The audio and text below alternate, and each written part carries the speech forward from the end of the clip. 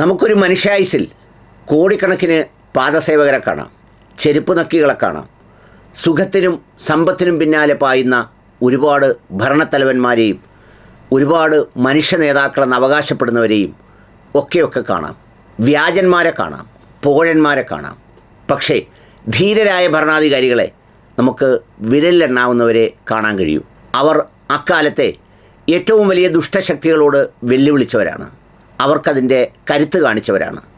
അതെ, ഒരു 85 വയസ്സുകാരൻ 90നോടടുത്ത മനുഷ്യൻ എങ്ങനെയാണ് മരണപ്പെടേണ്ടത് എന്ന് ചോദിച്ചാൽ ഇതിനേക്കാൾ ധീരമായ ഒരു മരണമില്ല, ഇതിനേക്കാൾ വീരനായി ഒരു മരണവുമില്ല.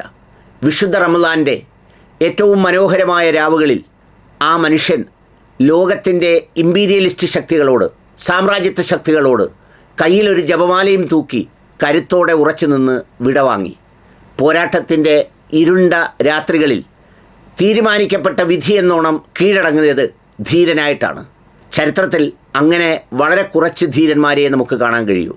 ഫിഡൽ കാസ്ട്രോയെ പോലെ, സദ്ദാം ഹുസൈനെ പോലെ. ഇറാൻ പരമോന്നത നേതാവ് ആയത്തുള്ള ഖാംനി ബോംബാക്രമണത്തിൽ കൊല്ലപ്പെട്ട വിവരം ഇറാനിയൻ TV സ്ഥിരീകരിച്ചത് ഏതാനും മണിക്കൂറുകൾക്ക് മാത്രമാണ്. ഇത് പറയുമ്പോൾ ഇറാനിലെ വലിയ കുഴപ്പങ്ങൾ കണ്ടും വലിയ പ്രശ്നങ്ങൾ കണ്ടും അവിടേക്ക് കയറിയതാണ് എന്ന് വിശ്വസിക്കുന്ന വിദ്വേഷവാദികളും വിഡ്ഢികളും പരമനാറികളുമായ മനുഷ്യരോട് പറയാനുള്ളത്, ഇതിന് മാസങ്ങൾക്ക് മുമ്പാണ് വെനിസ്വല എന്ന് പറയുന്ന ഒരു രാജ്യത്തെ ഭരണാധികാരിയെ കയറി പിടിച്ചങ്ങ് കൊണ്ടുപോയത്.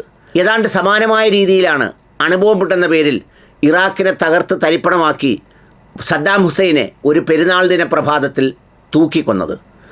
അങ്ങനെയൊക്കെ ചെയ്തതിന് ശേഷവും അവിടെ അണുബോംബുമില്ല, ഒന്നുമില്ലെന്ന് മാത്രമല്ല, അവിടുത്തെ സമ്പത്തും സർവ്വതും കൊള്ള ചെയ്യുന്ന ലോകത്തിലെ ഏറ്റവും വലിയ ഭീകരതയുടെ അടയാളങ്ങളാണ് പിന്നീട് അവിടെ കണ്ടത്. ഇത് തുടർന്നുകൊണ്ടേയിരിക്കും. അന്ന് ഇറാഖിനെ ആക്രമിച്ച് കീഴ്പ്പെടുത്തിയപ്പോൾ ഇറാൻ നിശബ്ദമായിരുന്നു. ഞങ്ങൾ സുരക്ഷിതരായി എന്നാണ് അവർ വിശ്വസിച്ചിരുന്നത്.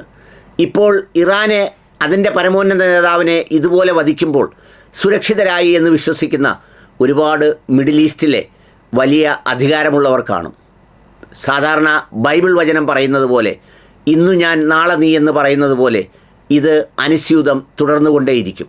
ഒരു രാജ്യത്തിൻ്റെ പരമാധികാരത്തിലേക്ക് കടന്നു കയറി എന്തും കാണിക്കാൻ എല്ലാ സംവിധാനവും ഉള്ളപ്പോൾ ഐക്യരാഷ്ട്രസഭ എന്ന് പറയുന്ന കളിപ്പാവയൊക്കെ നോക്കുകുത്തിയായിരിക്കുമ്പോഴാണ് ഇത്തരമൊരു അമേരിക്കൻ ഇസ്രയേൽ ആക്രമണം ഇറാന് മേൽ നടത്തിയത്. പ്രശ്നങ്ങളില്ലാത്ത രാജ്യങ്ങൾ ഏതാണുള്ളത്?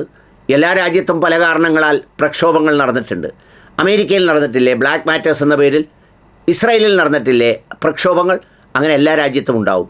അപ്പോൾ ഈ ആക്രമിക്കുന്നതിൻ്റെ കാരണം അവിടുത്തെ നീതിയാണ്, അവിടുത്തെ അണുബോംബാണ്, ആറ്റം ബോംബാണ് എന്നൊന്നും വിചാരിക്കുന്നതിൽ അർത്ഥമില്ല. തങ്ങളുടെ അധീശത്വം ഉറപ്പിക്കാൻ, തങ്ങളുടെ വിസ്തൃതി വ്യാപിപ്പിക്കാൻ വേണ്ടി നടത്തുന്ന ഏറ്റവും കുടിലവും ഹീനവുമായ കടന്നുകയറ്റങ്ങളാണ് ഈ കാണുന്നതൊക്കെയും, രാജ്യങ്ങളുടെ പരമാധികാരത്തിനു മേലുള്ള കടന്നുകയറ്റം. പക്ഷേ ആയത്തുള്ള ഖാംനി ഏറ്റവും തൃപ്തിയോടെ ആ ജീവിതം മടക്കി നൽകി എന്ന് ആശ്വസിക്കാം. ഖുർആനിലെ ഒരു വചനമുണ്ടല്ലോ, സൂറത്തുൽ ഫജറിലെ അവസാന വചനം, ഇർജി ഇലാ റബ്ബിക്ക് റാളിയത്തം മറളിയ ഫദുഹുലി ഫി ഇബാദി വദുഹുലി ജന്നത്തി എന്ന് പറയുന്നത് പോലെ, ശാന്തി അടഞ്ഞ ആത്മാക്കളെ നിങ്ങൾക്ക് സ്വാഗതം എന്നതുപോലെ തൻ്റെ ജീവിതത്തിൻ്റെ 36 വർഷം ഇതിനുവേണ്ടി ഏറ്റവും മനോഹരമായി, ഏറ്റവും ഉത്തരവാദിത്വപൂർണമായി ചിലവഴിച്ച അദ്ദേഹത്തിൻ്റെ ദൗത്യത്തിനിടയിൽ തന്നെ ഒരു ഷഹീദായി യാത്രയാകുന്നു. അതെ, ഇതാണ് ധീരമായ മരണം. ഒരു 85 വയസ്സുകാരന് ലഭിക്കാവുന്ന ഏറ്റവും ചരിത്രപരവും ധീരവുമായ മടക്കയാത്ര. കീഴടങ്ങാതെ തലയുയർത്തി മടങ്ങുന്ന പോരാളി. പിന്നെ മറ്റൊരു കാര്യം കൂടിയുണ്ട്. ഏതാണ്ട് 100ഓളം മാലാഖമാരോടൊപ്പമാണ് ഒരു നാടിൻ്റെ നായകൻ ഈ ദിവസങ്ങളിൽ സ്വർഗപ്രവേശനത്തിലേക്ക് കടക്കുന്നത് എന്നതാണ് മറ്റൊരു പ്രത്യേകത.